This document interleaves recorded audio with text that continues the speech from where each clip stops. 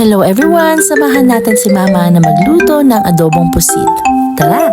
Sabi ko kay Mama, i-vlog ko ito at dahil supportive siya, for the go! Ito pala yung mga kamatis na hinarvest ko doon sa likod ng bahay. Pinipisil niya pala yung mga kamatis bago i-slice para matanggal yung mga seeds. At nagtaka nga ako kasi nilabas niya yung chopping board pero hindi niya man niya gagamitin. 1 kilo pala itong pusit pero dahil tatatlo lang kami kakain, kinalahati na lang namin to. Nilinis muna niya at tinanggal yung mga parang cellophane sa loob ng pusit. Oops! Diyan lang kayo, samahan niyo kami sa pagluluto namin ngayon ng adobong pusit.